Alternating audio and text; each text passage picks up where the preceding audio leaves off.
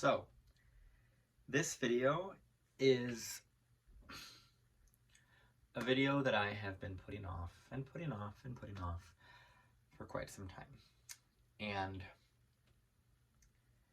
if you know, obviously you clicked this video, you're watching this video, you know what this video is about. If you know anything about the person that I am about to read, you know that they are no longer with us. Okay? So, this chart, I want to preface, kind of do like a really telling why I'm reading this chart, and explain my reasoning for this and why I read these charts the way that I do, specifically public figures, celebrities, things like that. Because I don't do a lot of these, I want to do more of them. So the reason why I read celebrity charts is mainly just because I genuinely feel a connection to that specific person. That's the only reason I ever read charts online like that, because I feel like this person's public image and this person's just energy, their aura, is something that I feel connected to on a deeper level. And Christina was one of those people. And obviously, we all know, and if you don't know, I'll put it in the description box, how she had unfortunately left us. And there's been a lot of things that brought up in me, in the experience I had with her own personal loss, because although I had not met her physically, I felt this sort of kinship with her, this sort of like sisterly sort of energy from her. And I was actually supposed to go to one of her concerts, and I was kind of planning that when I had found out that she had passed. And I had a very spiritual moment. Since then, I've had multiple. But during her loss, it was almost as if I actually had like a it sounds so weird to put on the internet, but like that So Raven moment where I really thought that I thought and felt, experienced like what it was like for her to die in that moment.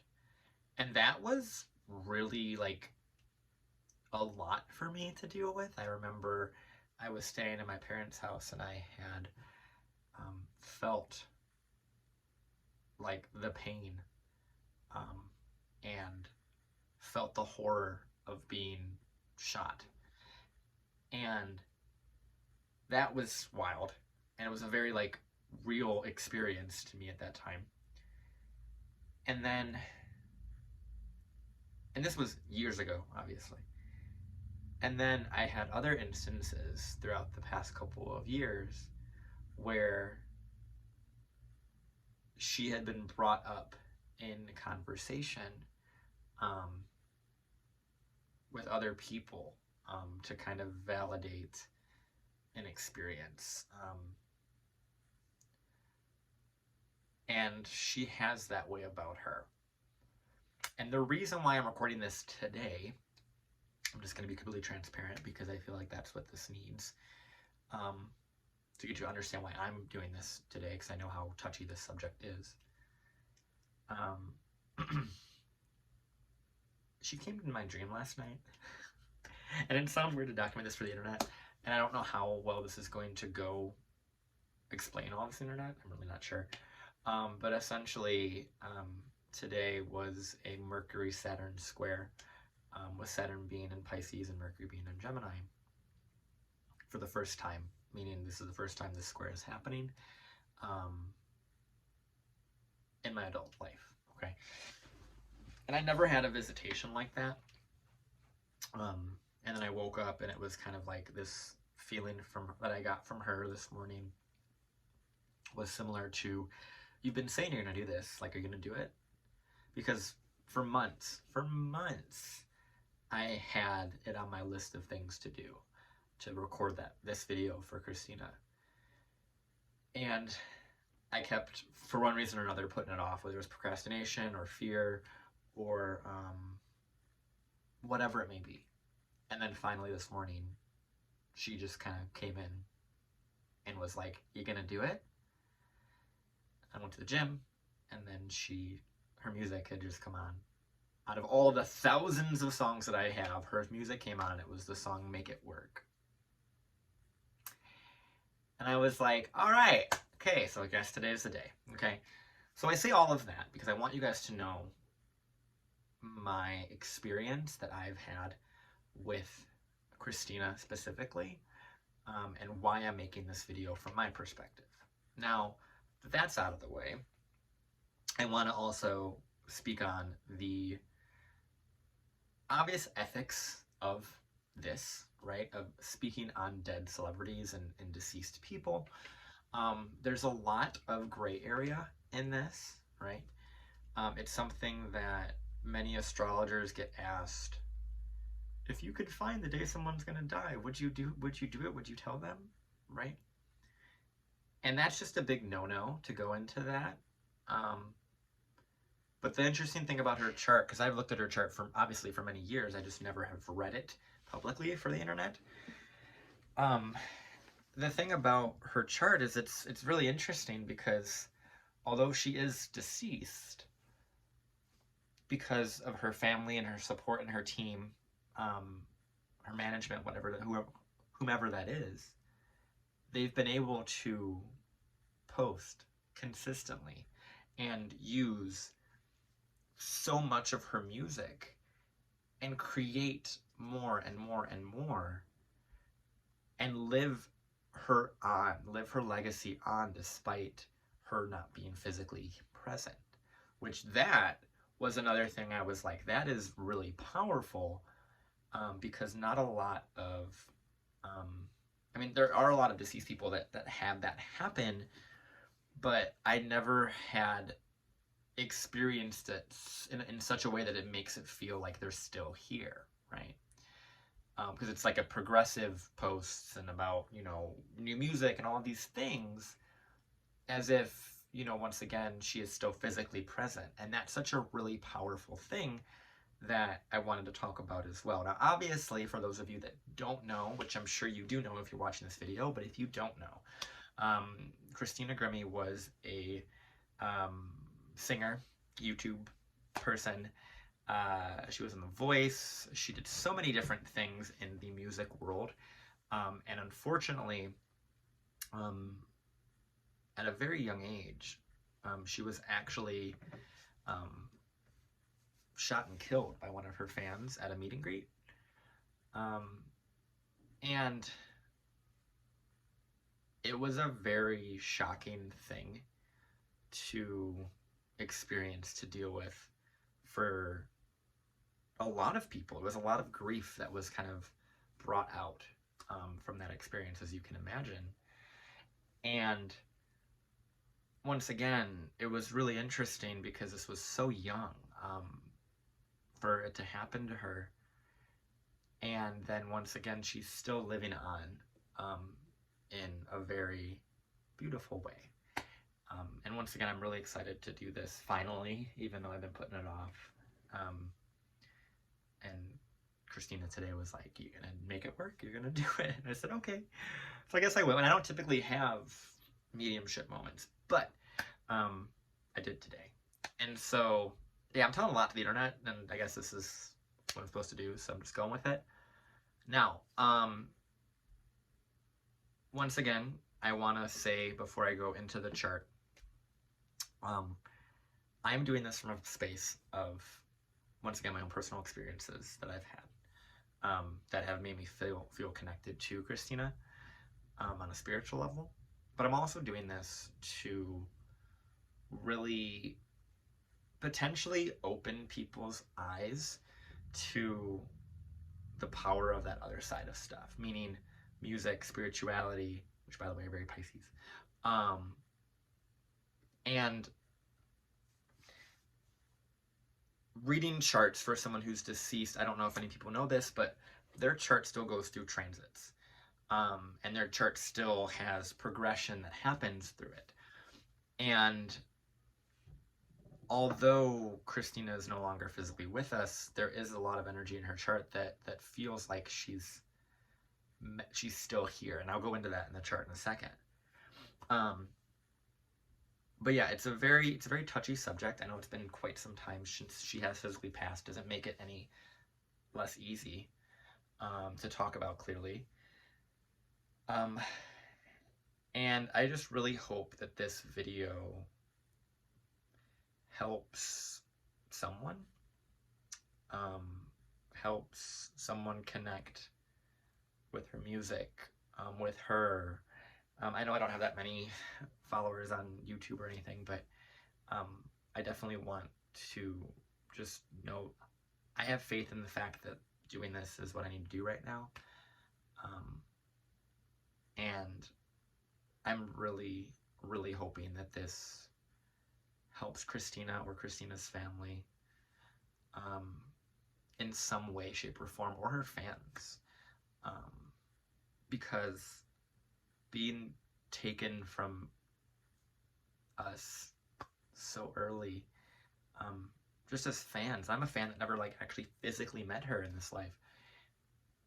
It's so hard for those fans that have those connections, but even harder for her family. And my thoughts and prayers always go out to them. And I really, really hope that this video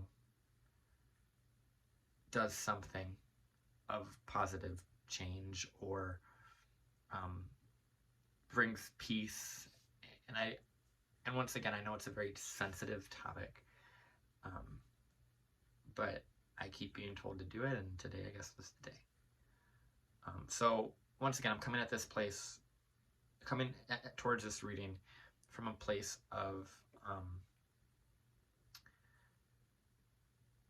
compassion, and just trying to know this is a sensitive topic, because I know a lot of astrologers that speak on this topic of deaths and stuff, they talk about it in such a objective, non-affected by the emotions of it way.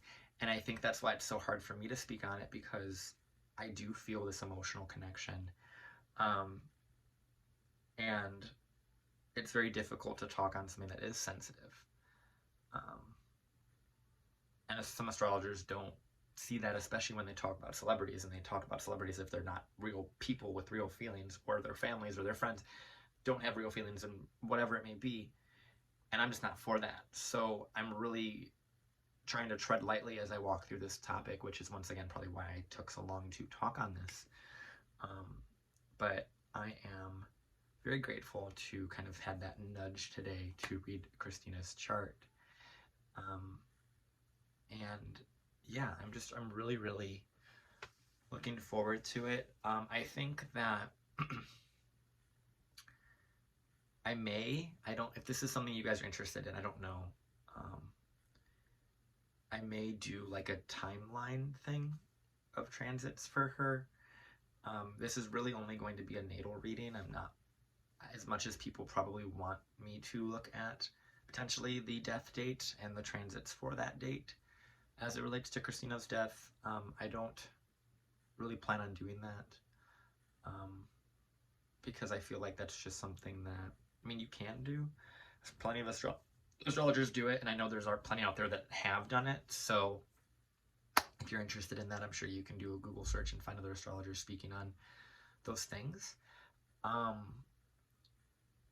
And yeah, I think that there's so much to talk about just as her chart alone, that I don't need to delineate the transits specifically of her death and stuff like that. More so, I want to delineate more so her transits like right now, because she's going through her Saturn return currently at the time of recording this.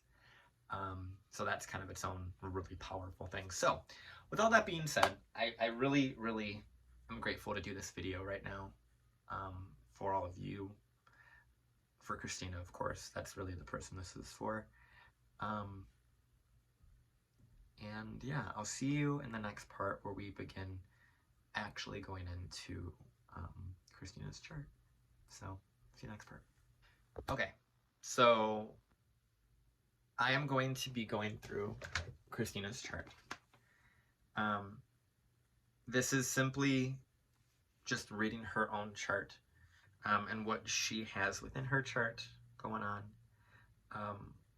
Once again, if you're interested in learning about the transits that affected her death, which there's plenty of astrologers that talk on that, okay? I am not going to talk on that specifically today, but there's plenty that have.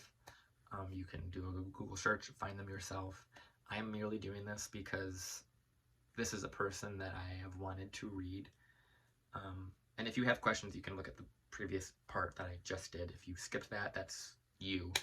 Because there's a lot of good information in that of why I'm doing this. But I'm doing this for Christina, and for her family, and it's been something I've needed to do for a long time. And so we're gonna go into the chart, and we're going to pull it up here, and we're gonna talk about it. Okay. So yeah. Okay. So Christina Grimmie was born on March 12th, 1994 in Marlton, New Jersey, at around 10:14 a.m. So we are going to put her birth chart on the screen here. So put on the screen. So right there. There's Christina's chart. And so with this chart, we see a lot of really, really public stuff. Okay, so I'm going to kind of go into this progressively. So first of all, we have a Gemini rising. Okay, so that is, for those of you that don't know about Gemini risings, I may have mentioned this in another celebrity video, I'm not sure.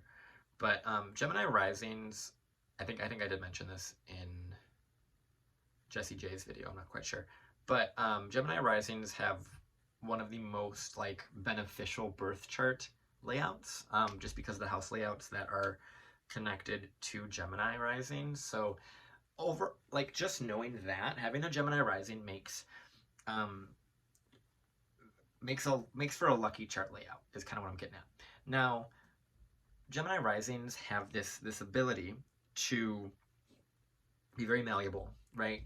Be very much capable of kind of going back and forth and being very perceptive of the energies around them, being able to communicate very well, being able to speak in a way that is very accepted by media too, because Gemini rules that media. It rules that sort of like chatter, social media. It rules everything that has to do with selling yourself, talking about yourself, right? YouTube and like all of those things are very Gemini. So they're very Gemini in the sense of like, this is the information, so I'm talking about, I'm going to kind of I have all this mental stuff to get out, right? So just having a Gemini rising is going to bring out a lot of social benefit to this individual, okay? Now, as we progress into the chart, so we have a Gemini rising. For those of you that don't know, Gemini is ruled by Mercury.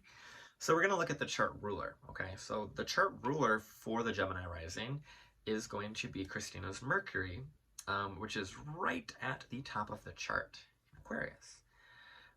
So it's right at the top of the chart, which that just dictates like a public life right off the bat, right? You don't even have to look really at anything else in this chart to know that that person is going to be public, because their chart ruler themselves, their identity, their entire life, and the way that their life lessons and how they are identified and all of these things, their identity is literally put at the top of the chart, in the public eye, in the public view, okay? Because Mercury, chart ruler, is right at that midheaven. It's something that we all see. We all see her. We see her thoughts. We see her voice. We see her music. We see all of the things that she has to say, right? And that's right at the top of the chart. Now, Mercury is in Aquarius.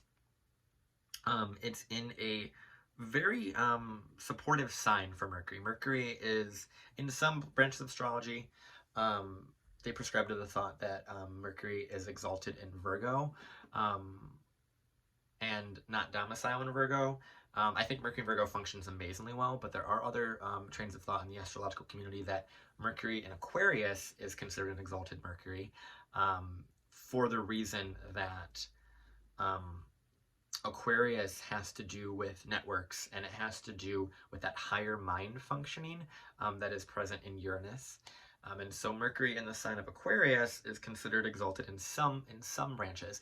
And so having a really well-placed Mercury at the top of the chart is really great. And having it your chart ruler, that, like I said, that alone is a public life. Okay. That alone is a public life of communicating, speaking your opinion, voicing, right? This is almost, without knowing Christina's life and what she went through, this is almost someone who is like, I don't want to say a preacher's like daughter, but almost like someone who could very easily be that voice for the community, that voice to a community, but whether it's religious or not, which we'll get into the religious stuff in a second when it comes to all the Pisces that Christina has. But so Mercury is a really prominent part of her chart. And anyone that has prominent Mercury knows that consistent communication is really important. And the ability to consistently understand the world and communicate with it and speak on it and be perceived as well, because Mercury, once again, is her chart ruler, so it's connecting to her at the top of the chart. So there's some really powerful things within that is just a standalone. Okay. Now, with her Mercury, something that I find very, very interesting. First of all, Mercury is the only planet that she has in air besides her ascendant, but also the only planet that she has that is like very directly squaring her nodal axis and her Pluto. Okay, so for a little lesson on astrology in the evolutionary sense, both Pluto and the North Node have to do with an evolution of where we're going, right? Pluto has to do with the evolution of your soul, and you didn't really want to go in that direction. It caused some trauma, caused some difficulties, disempowerment, but essentially it's what you're here to step into in a powerful way, okay? And the North Node is similar, but the North Node is more of a easing into of this is uncomfortable. Pluto is kind of like forcing uncomfortability. I don't know if that's even a word, but forcing discomfort. And Pluto, wherever it sits in that house, is going to dictate a life of deep, deep, deep power in that house, but it kind of takes that power away first, and it has you still kind of know how deep the rabbit hole can go before you can be an empowered individual in that house. Okay, now we're going to move into the Pluto portion here. So with her Pluto and North Node in the 6th house, actually Pluto and North Node in the 6th house, we have a individual, okay, this is just me isolating these specific placements first, and then we're going to kind of really piece it all together towards the end. So we have this Pluto North Node in the 6th, okay? Pluto in the 6th dictates a life of a lot of karma, but it's a lot of karma that, I mean, all life is karma, but it's a lot of karma of doing stuff physically while you're here, doing a lot while you're here, almost to a point of physical exhaustion. And it's like you have a very strong mission to work and to succeed and to, provide service to people in a 6th house manner. So Pluto in the 6th, this is common for people that have a very, very hectic lifestyle, but it's not hectic in the sense that it's like here, there, and everywhere. It can be, but it's more so a lifestyle, a day-to-day lifestyle that is just intense. And this could be seen as, ER doctors, right? This could be seen as people that their daily life is some sort of risk of like crisis, right? And Pluto in the 6th is also common for like ambulance personnel or like police officers or surgeons, right? Those are all things that are really life or death things, but it's because Pluto in the 6th wants to really understand how to be of deep, deep service to people and kind of transform in a day-to-day experience, right? And to do that, sometimes they have to push their own bodies to a limit and to a physical, like, I'm doing as best as I can. I'm doing the most that I can. And so their relationship with health, their relationship with their day-to-day life becomes a kind of somewhat power struggle, okay, or can be, until they're like really stepping into their power of what they need to do powerfully here on a physical plane. That's very Pluto, 6th house, okay? Now the North Node in the 6th house adds to a different flavor of this, which Pluto and the North Node together, okay, first of all, that is a life of massive growth. Like, all of the people that have that Pluto North Node conjunction in Scorpio, they're here to evolve very, very, very quickly. They're like, we're going to work, we're going to do it. Because Pluto on the North Node, it's like you came in, you're like, I need to evolve quick. Like, I need to do this now. And this is the only time I can do it, and I'm going to do it now. And so the Pluto North Node, it almost pulls the person into rapid evolution of like, you're going to work very, very quickly. In this example, Pluto 6th. You're gonna work really quickly, and it's gonna be huge, and it's gonna be, you need to get your power out there. You need, like, it's almost like they have this like fear of, it's not enough time for me to get my work done, or I need to do more, I need to do more, I need to do more, right? And we'll get to the part of this that has to do with Scorpio being associated with death, right, in a second. But the thing that's interesting about this Pluto North Node being in the 6th house, that Mercury I talked about in the previous section, it is squaring that Pluto and squaring that North Node almost exactly, right? So Mercury's at 25, Pluto's at 28, and the North Node is at 27. So they're all like really, really tightly conjoined, that Mercury square Pluto and Mercury square the North Node.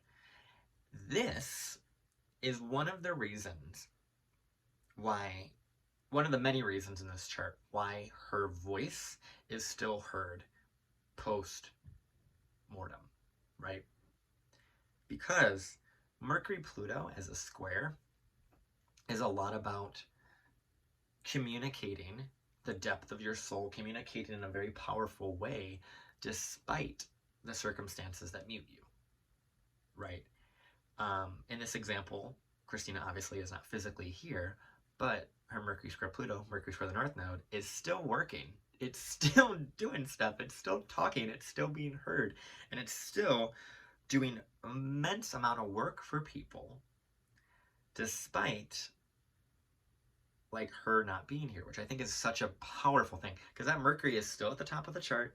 Pluto is still at the, you know, it's still like a very public voice. Her voice is still being heard. And it's interesting because that Pluto 6th house with the North Node 6th house, that work more than likely got transferred to her siblings and anyone, you know, mercurial in her life, which can be management, can be a team of people, but it's almost like this preservation of her voice, of her image, of her story is not going anywhere, right? The fact that I'm here doing this now, many years after she has physically passed, and she's just going through her Saturn return now, speaks to the power of that Mercury square Pluto. The fact that Mercury square Pluto is so much about evolving your voice past the mutedness or the boundaries or the mental kind of disempowerment that someone goes through. And if you listen to my very first part of this, she literally came in my dream last night, and that's a very Mercury, I mean, that's very Mercury Pluto as well, where it's like, I'm going to force myself into your dream, and I'm going to tell you, this is what you need to do, right? And so what I'm getting at with this Mercury square Pluto, Christina is still working after she's not with us, which, that is so cool. And that's part of the reason why I kept being drawn back to this chart, because although she's passed, she keeps coming up as relevancy. And I keep feeling her, right, throughout the many years. And she's been going through a lot, and she's still learning to communicate from the other side. And she's really, really good at it. And the fact that her voice is still being able to be heard in such a powerful way is very Mercury Pluto, very Mercury North Node, right? She's still capable of, and that's such a cool thing to think about, because this is what I think some astrologers and some people don't really think, but it's almost like she knows her work physically here is not done. She just has to be able to work it from the other side, which begs a question of like, does your soul stop evolving when you physically leave this plane? Because there's still work you have to do physically while you're here, and you're back and forth and you're doing whatever you may be doing to connect from the spirit realm to here.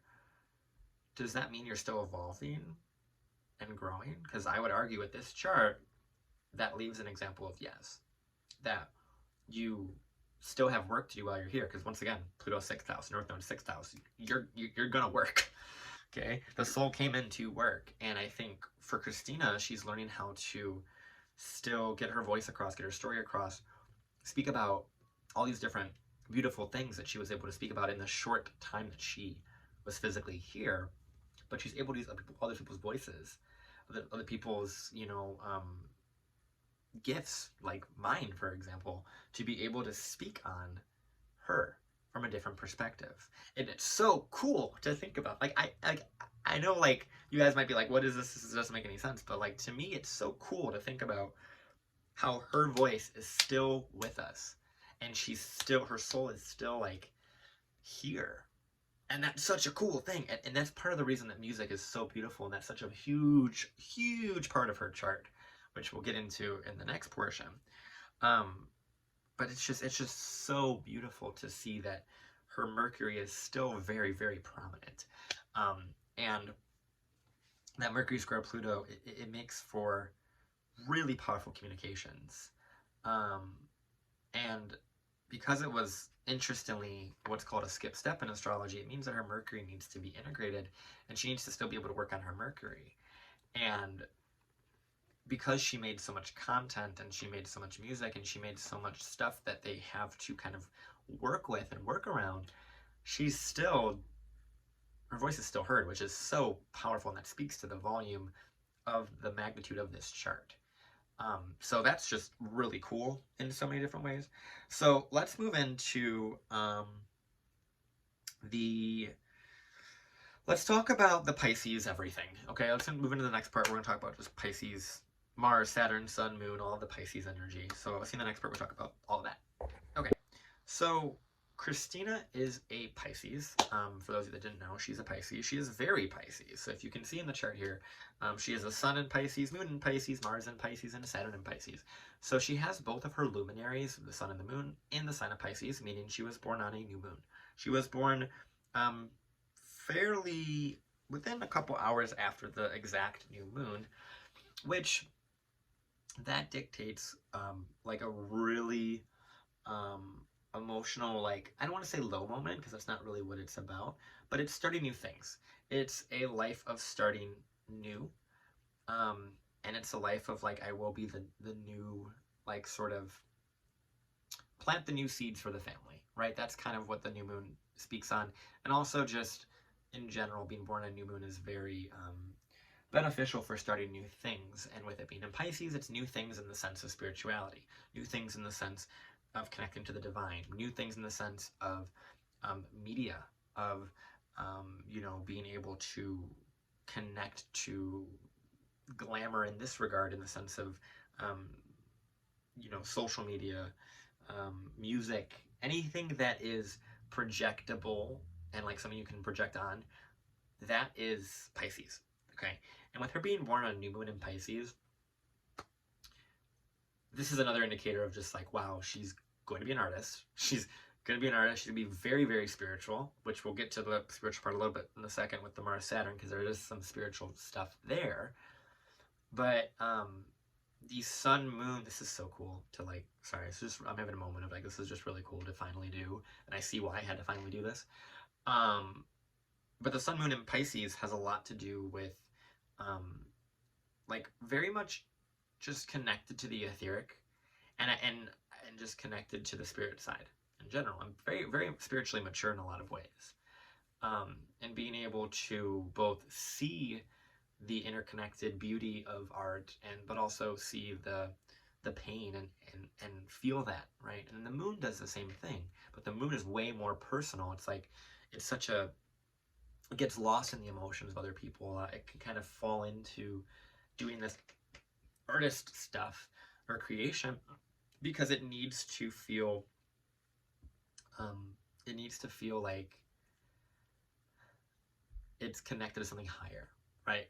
And Pisces, I find, both sun and moon, they're here physically, but they're also trying to connect to the divine, whatever that their belief system teaches them that to be, whether it's you know, Christ, whether it's Buddha, whether it's, you know, just the divine and the divinity in general, source, whatever it may be, they are trying to connect to that.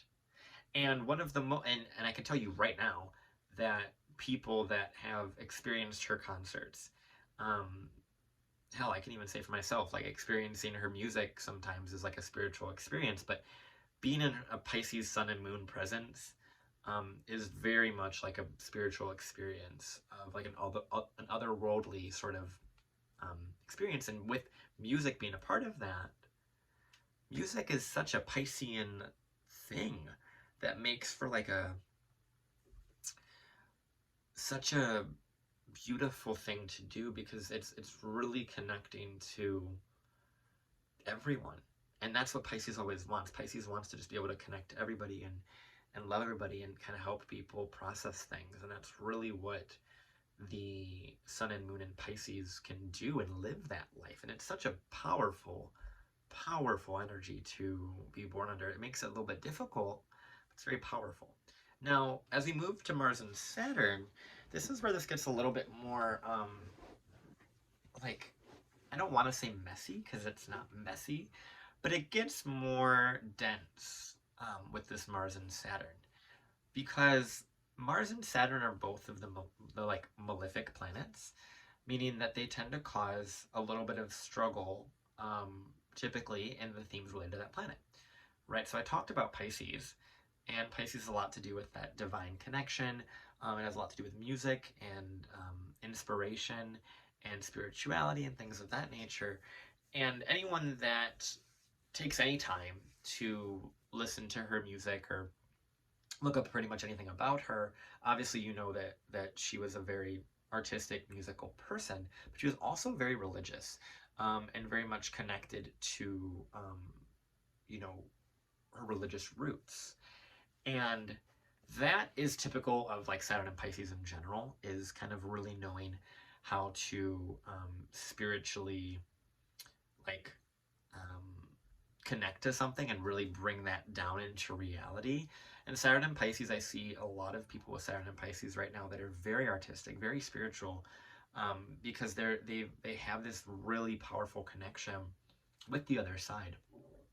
And Saturn and Pisces has this ability to bring that into the reality, which is why that sun moon, just Saturn and Pisces, is going to bring a ability to be very artistic, very capable of bringing in, like, almost like people are like, I feel like I'm in the presence of an angel when she's singing and performing and connecting, because she truly is connected to something else, because Saturn in Pisces is going to bring that that sort of like divinity through the person, right? Saturn is also pretty close to Mercury. I mean, it's about 10 degrees off, but it is still close enough to Mercury that it is making a sort of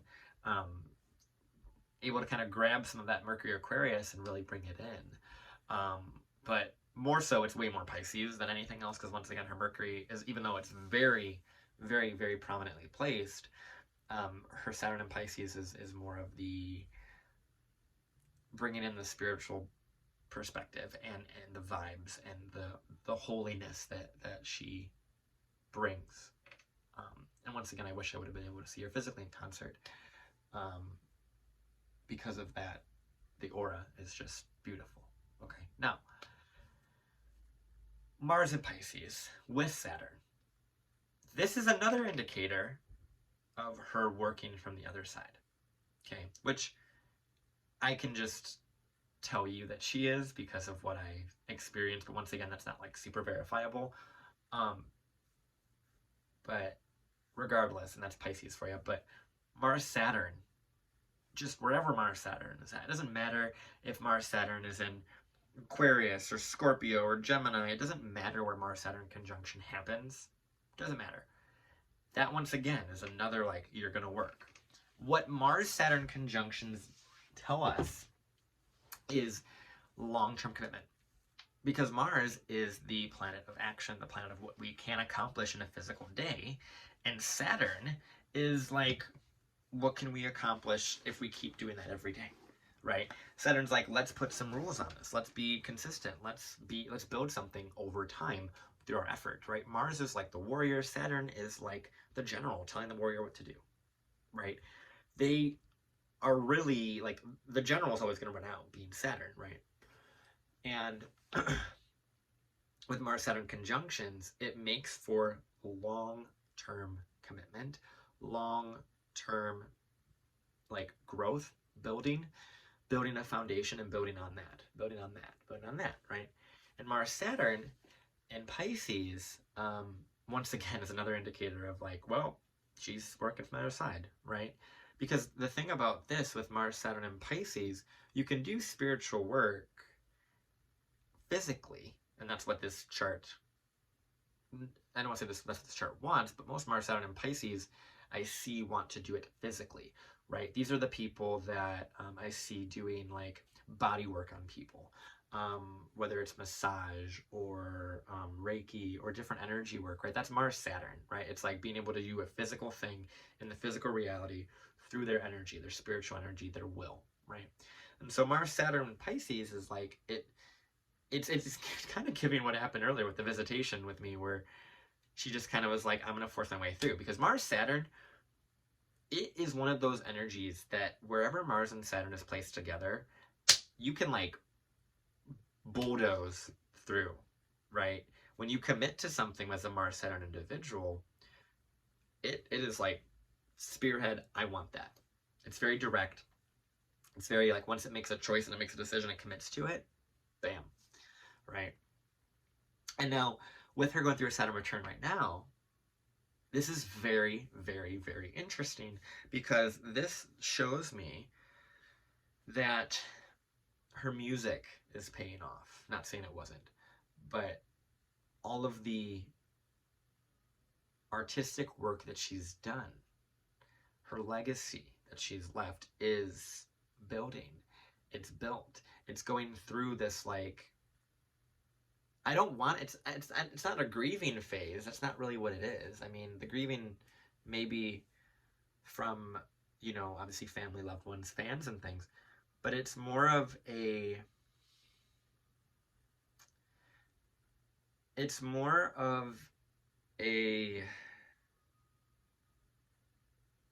solidification of what she did. She is still here. Her music is still here. Her music is still being made. She's still working. And she's still spreading light, even though she's not physically here. Which is something that only a Pisces, Sun, Moon, Mars, and Saturn person can do. Right? Some people can do that. But this individual, Mars, Saturn, and Pisces, is someone who's learning about, this is interesting because it's almost like Christina's learning about spirituality from the other side and how to work with her spiritual gifts from that side, which is such a unique and really cool way of learning. And once again, it brings up that question of your soul is still growing despite being physically not with us, because her soul is still preserved through her actions, Mars, Saturn, and Pisces, which is mainly her music. It's still, and her videos. It's still preserved within that energy of, I am still here. Right? I'm still here. I'm still learning how to communicate. Maybe I'm not physically here, but I am still a part of you, a part of you, a part of all of you, right? I'm still here and I still love you. And that's in the Pisces, like, divine love, right? And you can see that in all of her songs and all of her music, and the fact that her music is still being made is so beautiful. And Christina is such a special soul.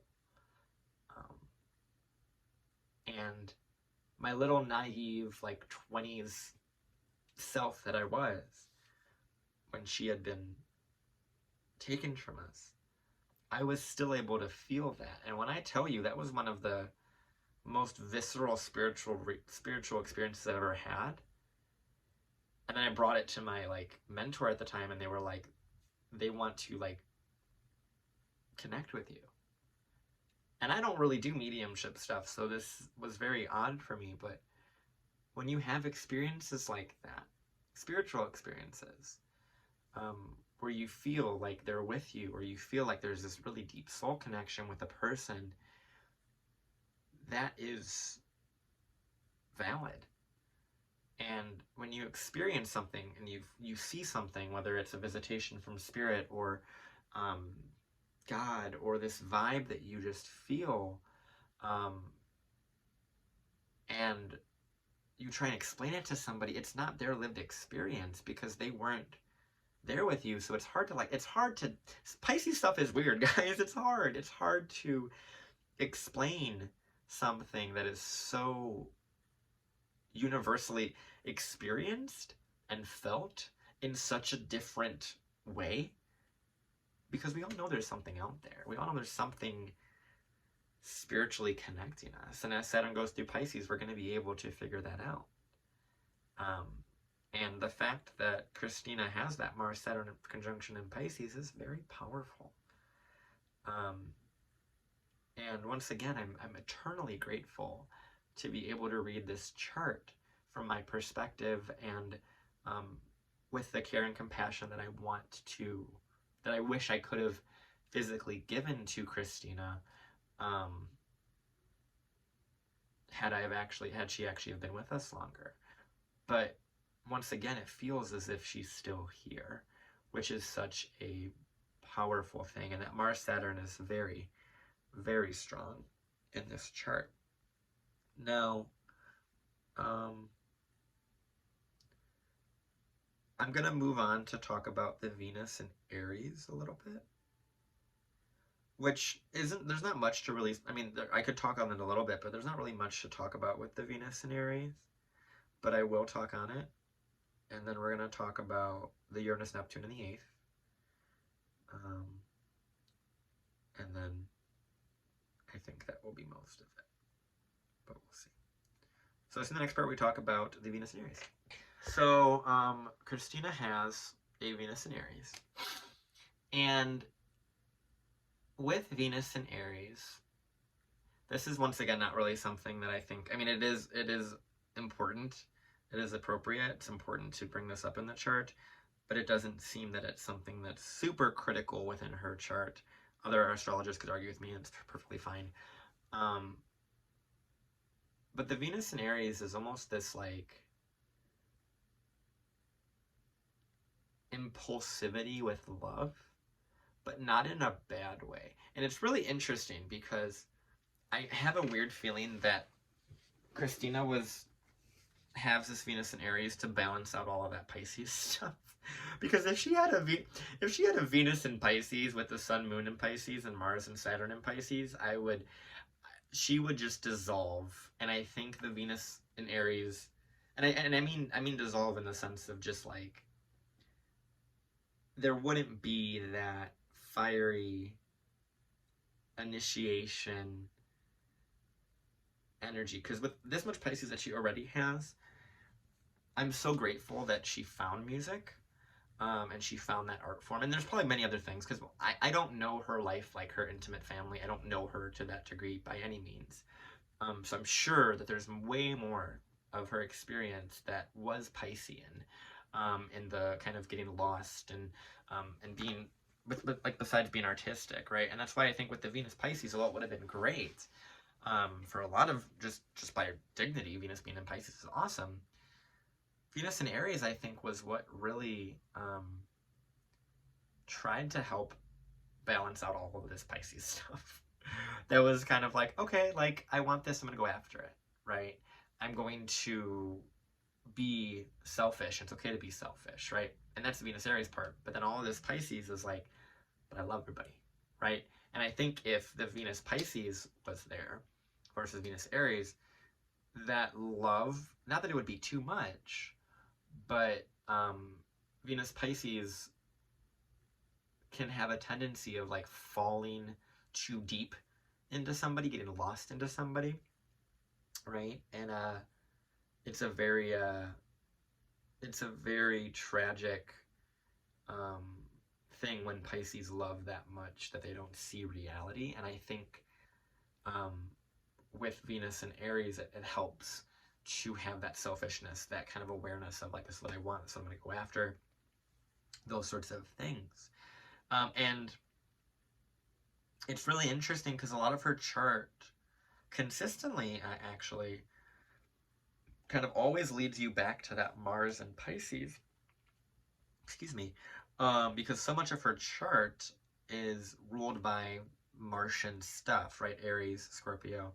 So a lot of that is going right back to that Mars-Saturn conjunction in Pisces, which is very, very prominent within her chart.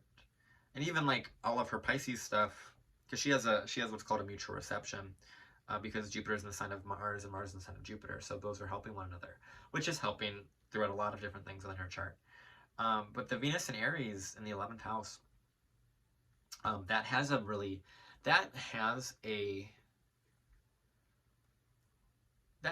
energy of like still having like supportive.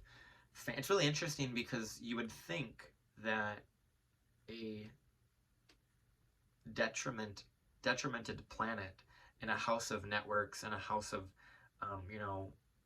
followers, essentially, as the 11th house is about, you would think that that would make her following weaker, right? As a planet, Venus has to do with love and relationships and values and stuff, and it's in the house of the followers and the fans, and it is, not in a happy sign by dignity in Aries. And you can imagine that this would not have a good, I don't want to say good reputation, but a good, like naturally good following. But the rest of the chart is so strong that like that Venus and Aries in the 11th house it can't really do bad, because the Sun, Moon, Mars, Saturn, that beauty, the beauty that Christina's chart has, is so powerful that difficult Venus and Aries is just not. That's why I said it's not really much to talk about, because there's so much positive stuff in this chart that is so strong too. Like that Mercury at the midheaven is just a huge thing. Mars, Saturn is huge. Sun, Moon, Pluto, North Node. There's so much power in this chart that the Venus in Aries, it's still Venus, so it's still going to do Venus things. It's still going to help out, but it's not going to make it. There's not much it can falter in this chart, because this chart is so divine and angelic and powerful, and it's such a beautiful chart, Christina. I really love this chart so much, and it's really beautiful in a lot of ways. And that Venus Moon conjunction is pretty close too. It's not like super close, but it is definitely a close one. Yeah, and then she has a Venus Pluto trine, which so that can dictate. So I'm gonna go out on a limb here, because this is more of a speculatory thing, and this is not really what I was intending to bring up, but I will, I guess. So Venus trine Pluto, Venus Pluto aspects in general, have to do with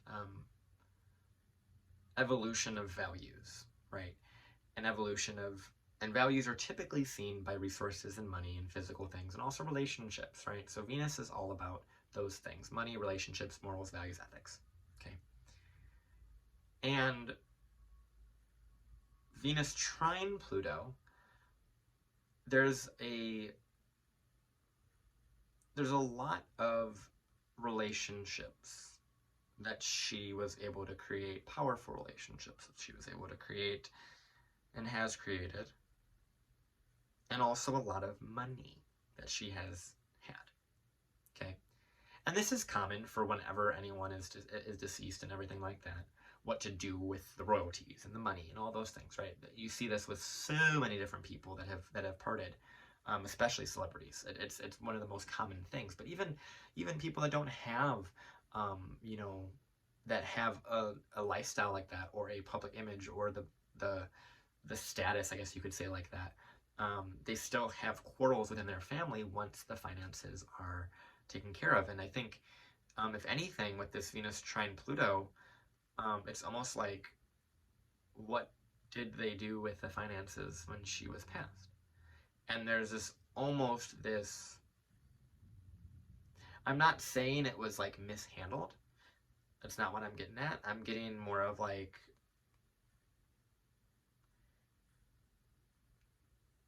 that the money that she had is very powerful, and I think to keep the money that she created is very, very powerful, and what to do with that money may have been, I don't want to say mishandled once again, but like,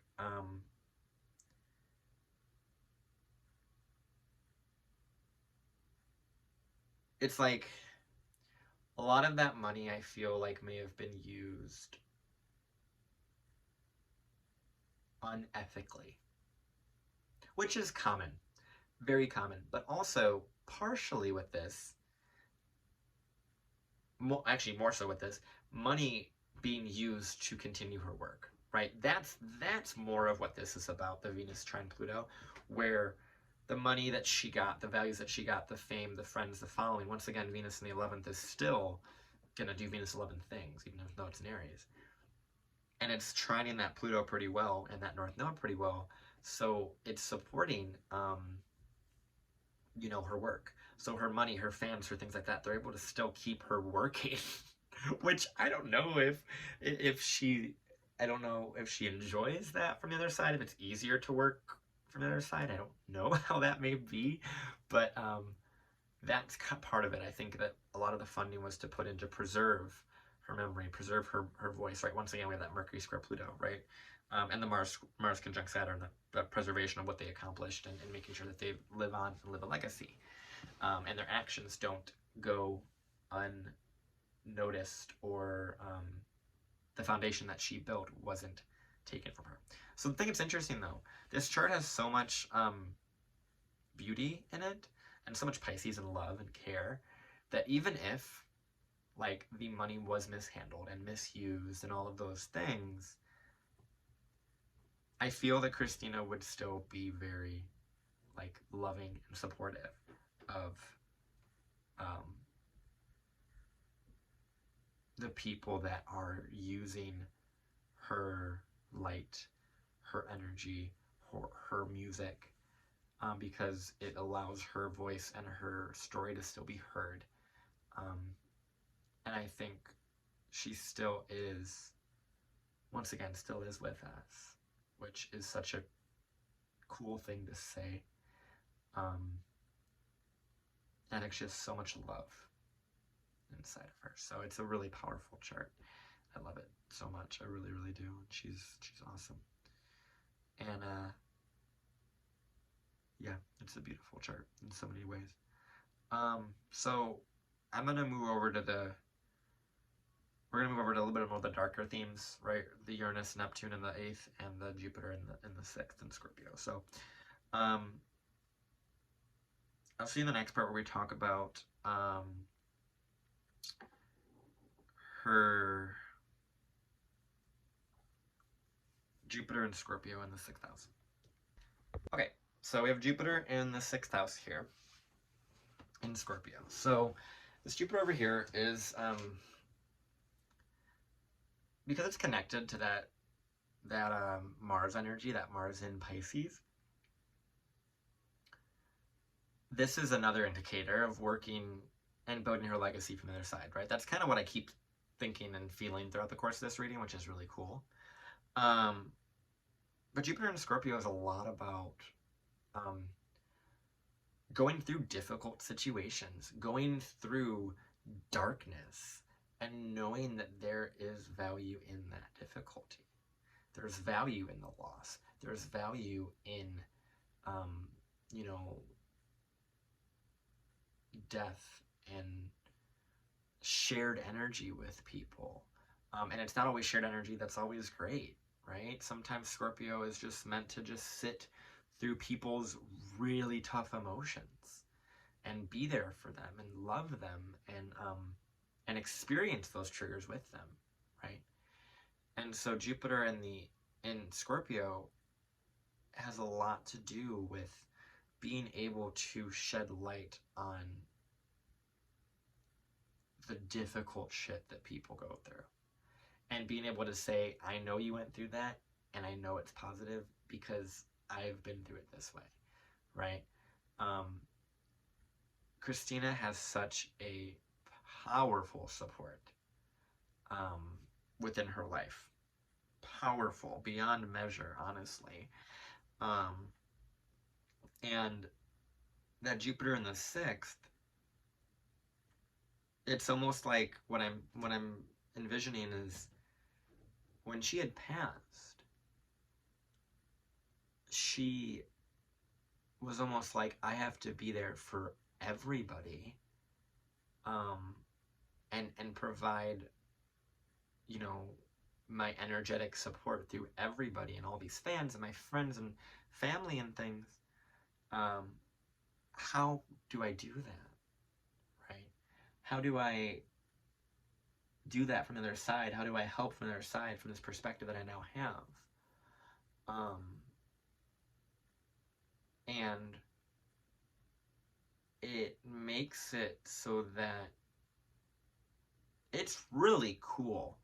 Like when I think about this from the perspective of Christina learning from the other side about spirituality and about being a spirit, quite literally, and going through people's grieving process of herself, right? It's not, the image I'm getting in my head, even though this is not the case by any means with this story, is kind of that whole like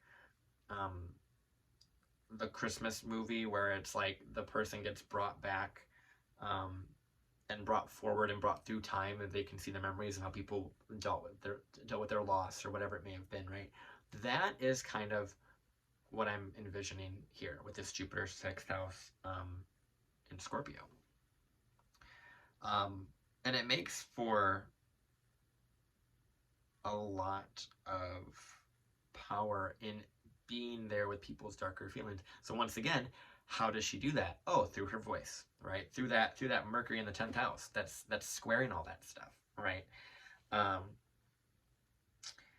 And her Jupiter is trining her Saturn, which is great. It's also trining her Sun, which is also great. It's helping quite a lot of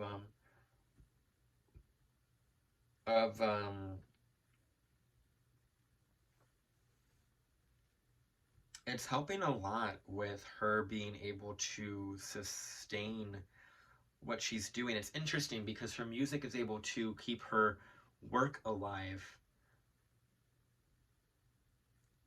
And it's almost, once again, it's wild to me to just think about this, that a spirit can still learn on the other side and keep working, which is so cool. But that Jupiter trine Saturn is definitely helping this situation as she goes through her Saturn return right now. It's definitely helping solidify her space of her spiritual lessons, and she's learning them quite a lot right now.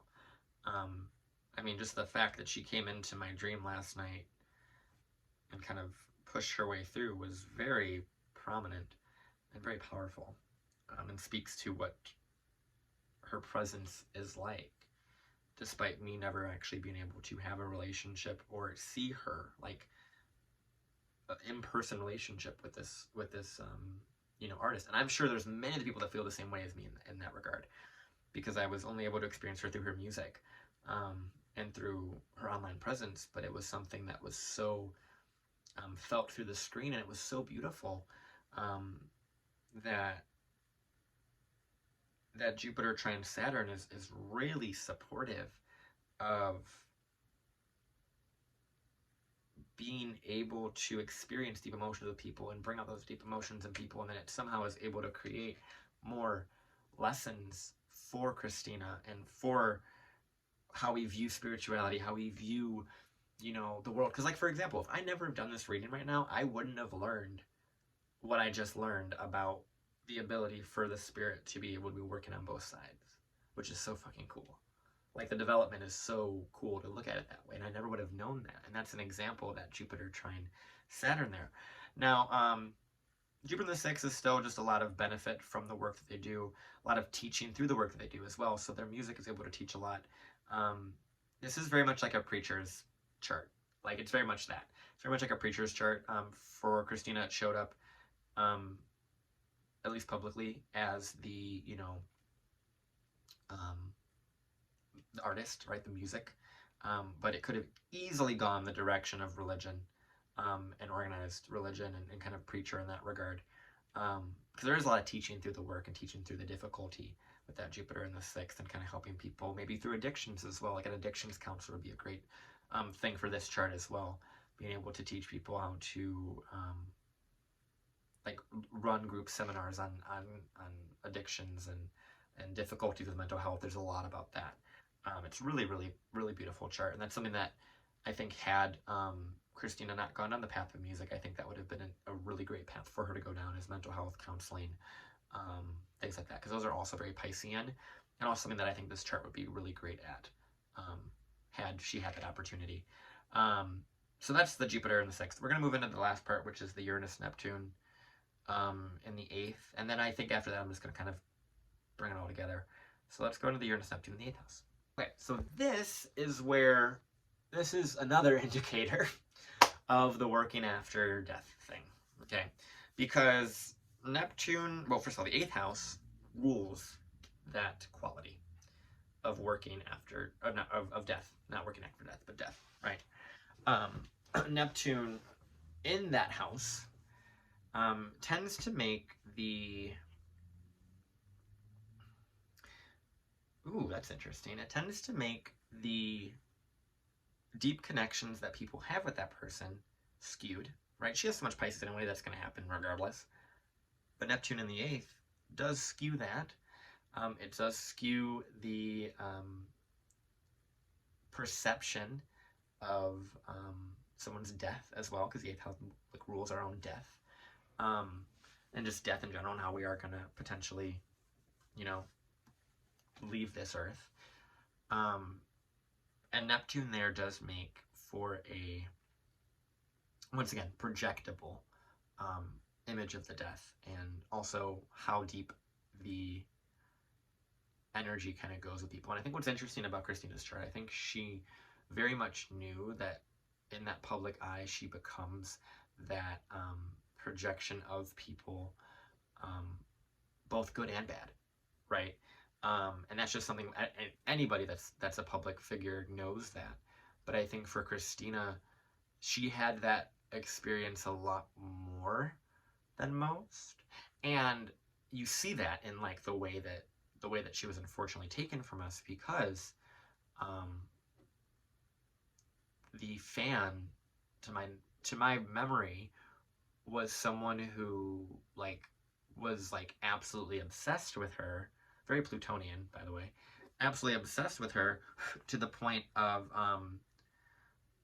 thinking that they needed to be with her and all of these things, and kind of this very Plutonic Venus-Pluto type of thing, stalker, and that person actually, unfortunately, was the person that ended up killing her, like one of these deranged fans, right? That, I think, once again, memory might be wrong, but that believed that they were in like a very deep relationship, right? That's very Neptune 8th, and also very Pisces, right? That's very much that, and also Venus Venus, Pluto. It's a lot about all those things. Where Neptune 8th is like very unclear on that, right? Now, the other part with the 8th house, with Uranus being there, this can sometimes show a sudden change of, like, through death, right? Sometimes this happens with the own native, meaning that the person that has this chart tends to go through sudden, it can be seen, right? However, what's typical for Uranus 8th house is, because just Uranus 8th house in general is not going to always ever really, like, it's not going to be a one size fits all thing with this, right? And so Uranus in the 8th, it typically shows up with having really deep experiences with people and not mentally understanding why those are happening, whether it's deep, like, trauma with somebody, and this can be through trauma bonding typically with Uranus in the 8th house, but it's an aspect of it that is mental. That's like, why am I going this deep with this person? Why is this person so deep with me, right? That is something that the Uranus 8th house is more commonly associated with, where you're like having these really deep triggering instances with people, whether you're the one triggering them or the one triggering you, and these really deep experiences, really powerful experiences. And Uranus is like, how does this happen? Where is this coming from? This is like, I don't know why this deep experiences are happening. Why do people have to have these huge emotional reactions around me, for example, right? That would be something that would be common for a Uranus 8th house person. Now, with Christina and the Uranus 8th house, there is a quality here that has to do, like, a lot of her chart is a lot of her being, like, overtly projected on, very obviously projected on, and she has to somehow figure out how to navigate that, right? I would not be surprised if a lot of her music was written about the understanding and the explanation of all of these weird things. Like, I'm not a die-hard fan like that. I'm not one of those extreme fans that knows all of her music backwards and forwards and all those things. I'm not to that level. Frankly, I never really, like, was to, like, that deep level. It was just more of like a soul remembrance kind of connection that I felt with her. But regardless, I wouldn't be surprised if a lot of her music was centered around that theme of, why are people so deep? Why are people so deep with me? Why are people seeing me as I'm not, right? There's a lot of that going on in this chart. It's a lot of why. Lots of why asking. Okay.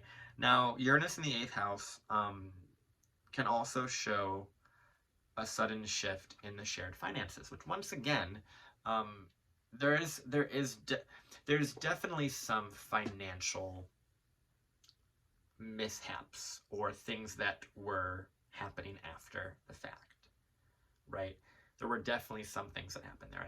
I can just, I mean, for the most part, that happens with anyone and everyone that dies, but in this chart, it's way more indicated that that's part of her lesson. And also, weirdly enough, I feel like, not to keep hitting this point, but I feel like Christina is able to see how people are mishandling her energy, her finances, her legacy, her music, whatever it may have been, right? And she's able to, like, mentally understand people and put together a lot and learn a lot from that outside Piscean perspective. So, but it's a really beautiful chart, and it's very sad. It saddens me that, once again, she was taken so early from us. And I think that she has a lot to still do, right? And Saturn return is still happening for her. She's still going through it. She's still working, right? And I'm very interested into the timeline for her over the next, 2 years, 2.5 years. 2026 is right around when Saturn goes into Aries. So I'm very intrigued into how that development may happen for her. Obviously, I am not a medium by trade, by anything. I'm not a medium. I don't market myself as one. I'm only an astrologer. However, for those that have very strong mediumship abilities and whatever it may be to connect with her, whether it's people in her family or whatever it is, I feel that this video may be a perspective that may help her be at rest or give peace to her family. And that's really all I do this for. Like I said, the reason I did this reading is, once again, I do readings on celebrities and public figures that I feel so deeply connected to. And I can't explain it. It's a very Pisces thing, right? I can't explain it. I just know that there's a connection, and I know I need to do it, and I do. Granted, it took me a long time to get around to the point of reading this. Makes sense during her Saturn return for me to read it. And I'm very interested into how her legacy builds, solidifies over the next 2 years or so as she goes through her Saturn return. And I think that's going to allow a lot of people, and I hope this video is an example of that, it's going to allow a lot of people to grieve.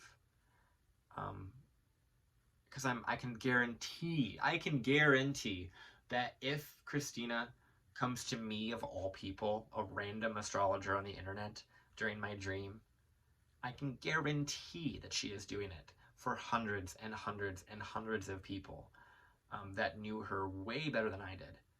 And I only knew her through, once again, through media and through just a deep soul remembrance, you know?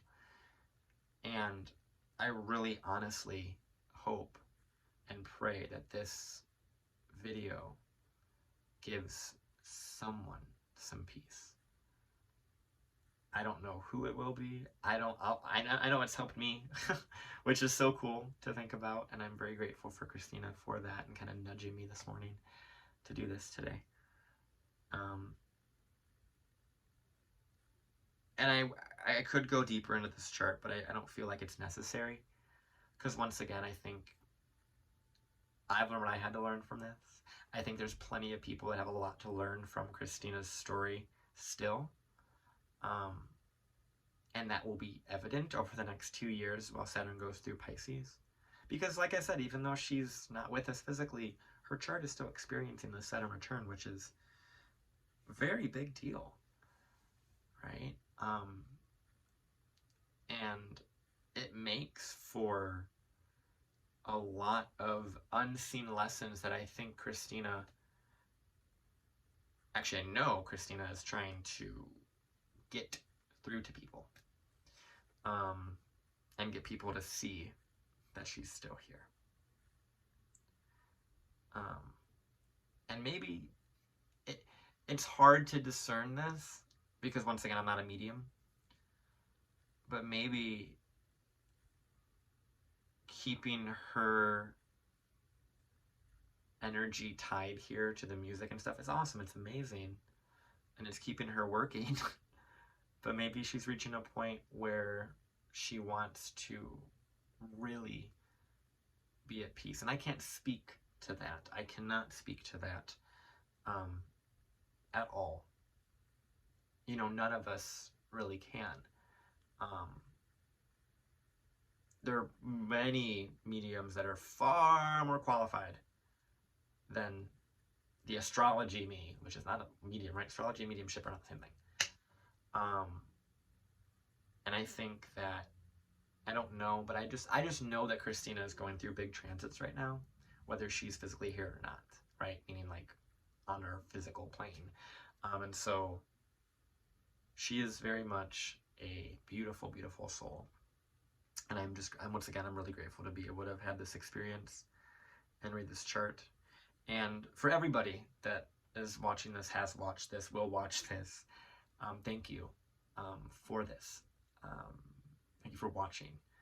because I know it was probably very difficult to look at this chart knowing that it's someone that's not here. But I'm very, very grateful to do this, and to Christina's family and loved ones and friends and fans and whomever comes across this video. I really hope that this gave you some peace, some understanding, some inspiration, some faith in the fact that if you do leave,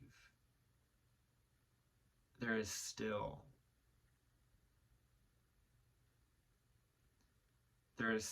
power in your story despite being gone. And for all the people that have left this earthly plane, whether it's through their own volition or not, they still have and had and have a story.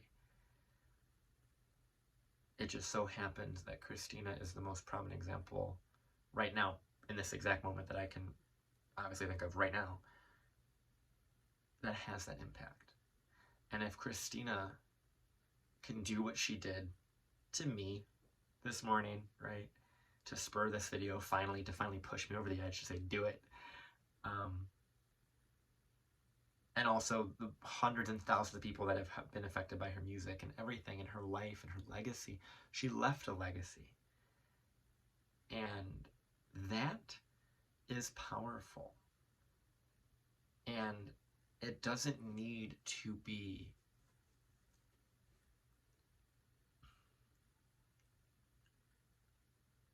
life doesn't have to be quantified. Like, we don't have to say that because this person has a status, they have a higher, more importance, or because this person doesn't have this status, they don't, right? Everyone's life is valuable.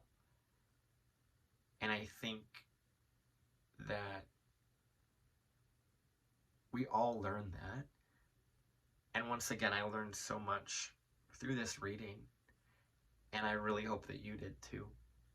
Once again, I hope that anyone that comes across this gets something out of it. And I know that grief is something that is very difficult for so many people, myself included. But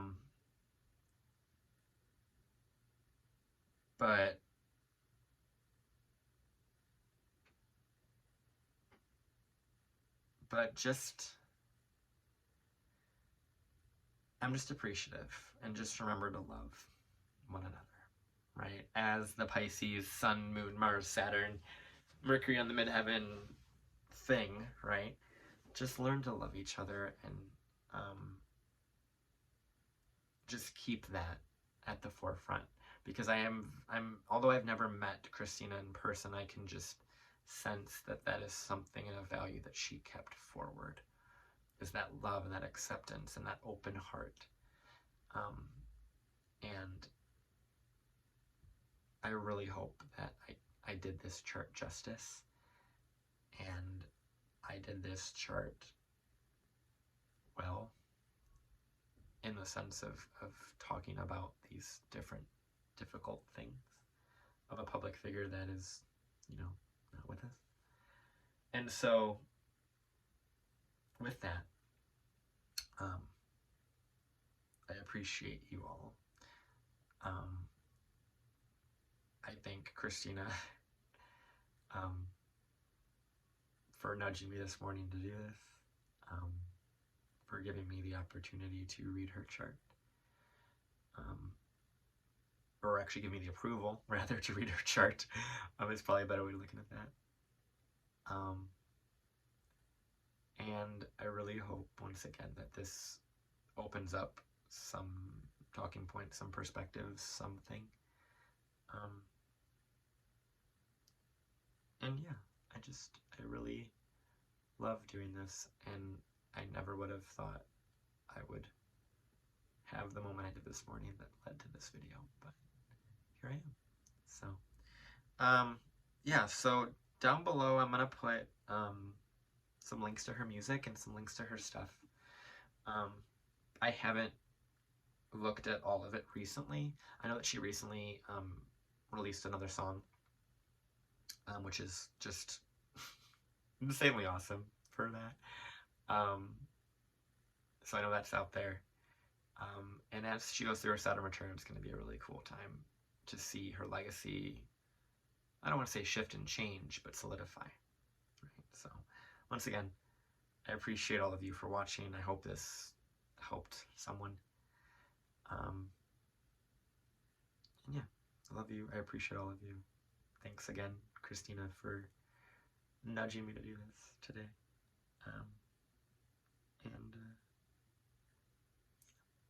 So have a great day, guys. Love you all.